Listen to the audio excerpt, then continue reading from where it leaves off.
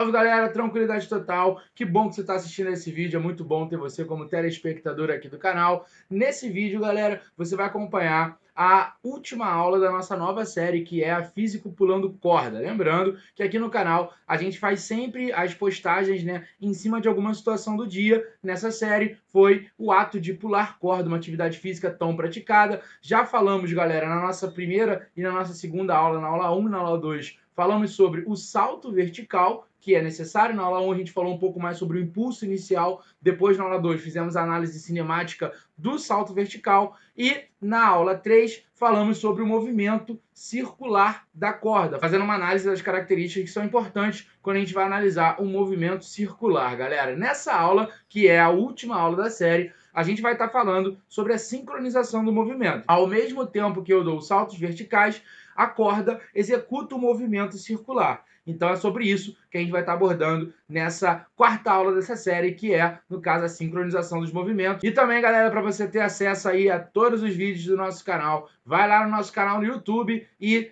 entra lá nas nossas playlists. Já temos aí 3 séries lançadas: Físico Fazendo Café, Físico Fazendo Sopa, Físico Pulando Corda. Aí dentro dessas séries, lá nas playlists, tem todas as aulas que cada uma gerou, tá? Então vai lá na playlist que tem aulas bem legais para você assistir. E para finalizar essa série, vamos para o quadro para a gente poder pegar aí a visão de como a gente sincroniza esses dois movimentos aí e chegar em alguns resultados aí sobre frequência, velocidade angular da corda. Então, bora pro quadro para a gente poder aprender física. Então, bora sincronizar esses movimentos, galera. Então, quando a gente vai pular corda significa que estamos ali fazendo dois movimentos simultâneos, que são os saltos verticais com o movimento, né, mais o movimento circular da corda. Então, tá vendo ali uma composição de movimento. Isso acontece diversas vezes em física, galera. Então, quando você analisa, por exemplo, um lançamento horizontal, um lançamento oblíquo, você tem ali composições de movimento. Então, no lançamento horizontal, por exemplo, você tem dois movimentos que acontecem ao mesmo tempo, que é a partícula ser lançada horizontalmente, fazer um movimento uniforme horizontalmente, ao mesmo tempo que cai uma altura na vertical, faz uma queda livre. Quando você faz um lançamento oblíquo, você tem uma partícula executando um movimento uniforme no eixo horizontal, ao mesmo tempo que faz um lançamento para cima no eixo vertical. Então, a gente, quando vai fazer esse tipo de análise, a gente pode, para poder entender melhor aquele movimento, separar e estudá-los de forma independente. Quem está falando isso não sou eu, não. Quem falou isso foi Galileu. E aí Galileu criou um princípio, que é o princípio da independência dos movimentos, que a gente vai falar um pouquinho melhor sobre ele. Então, galera, quando a gente se deparar com uma situação como essa, a gente vai usar a mão do princípio da independência de Galileu. Princípio da independência de Galileu, check. O que diz ele para mim, galera? Ele fala que os movimentos, quando você está numa situação como essa, de mais de um movimento acontecer simultaneamente no corpo, ao mesmo tempo no corpo, a gente analisa eles de forma independente, separadas. Só que uma coisa linka os dois movimentos, que é acontecerem ao mesmo tempo.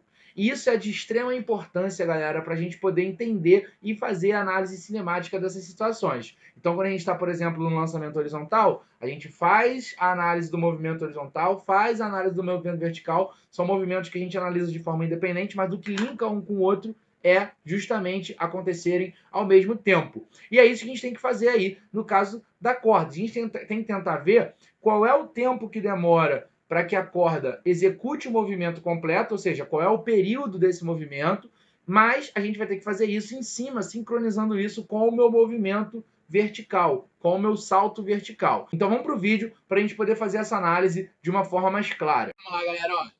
Dei o impulso inicial, fiz o salto vertical, ao mesmo tempo a corda está executando o movimento circular dela. Mas repara no tempo, no período do movimento da corda. Ó. Então vou dar um stop aqui, corda passou, tá? Tô no ponto mais alto, a corda acabou de passar abaixo dos meus pés.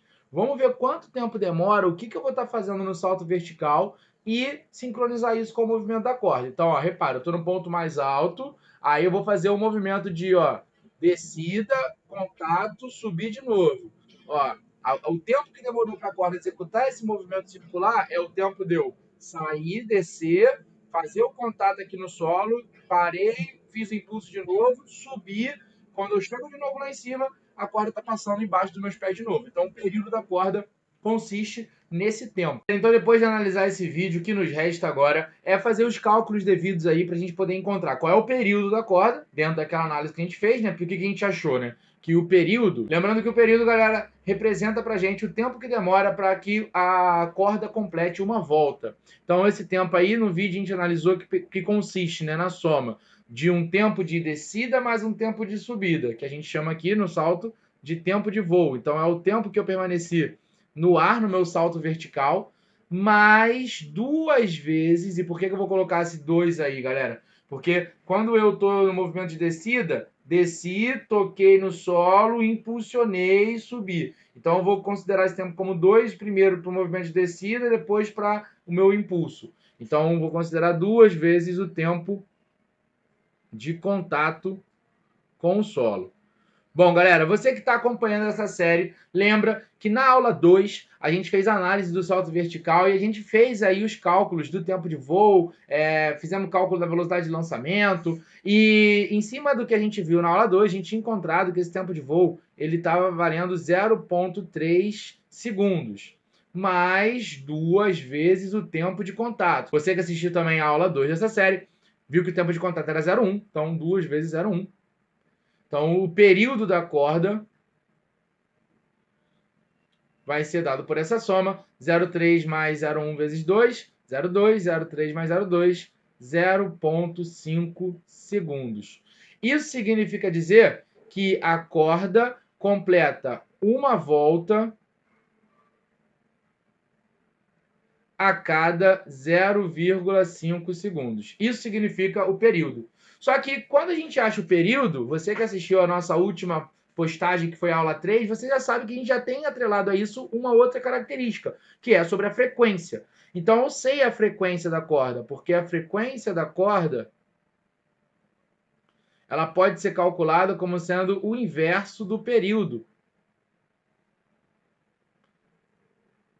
E aí, no caso, a frequência da corda seria 1 dividido por 0,5. Fazendo essa continha simples aqui, né? Repito a primeira, multiplico pelo inverso da segunda, que é 1 sobre 2, então vai dar uma frequência de 2 Hz. Ah, mas o que significa isso? Que a cada 1 segundo eu completo 2 voltas.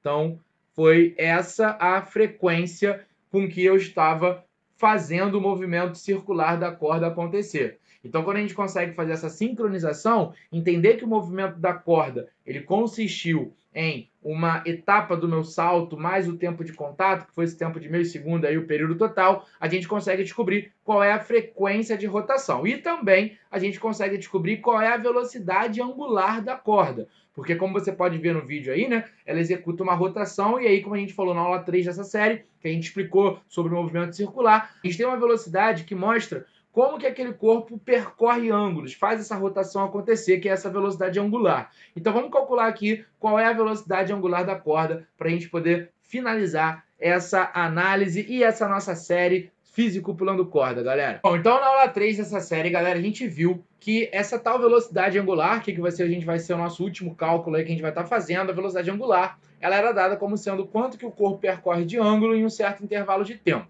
Como eu quero calcular aqui, galera, a velocidade angular da corda, a gente vai trabalhar em cima do que a gente tem achado de dados. Então, como é que eu vou calcular a velocidade angular da corda? Vai ser o quanto que a corda percorre de ângulo em uma volta completa, que no caso são 360 graus, mas lembra que a gente trabalha aqui com a unidade do radiano, então são 2π radiano, tá? Em um certo tempo. Esse tempo que demora para que ela complete uma volta é o nosso período.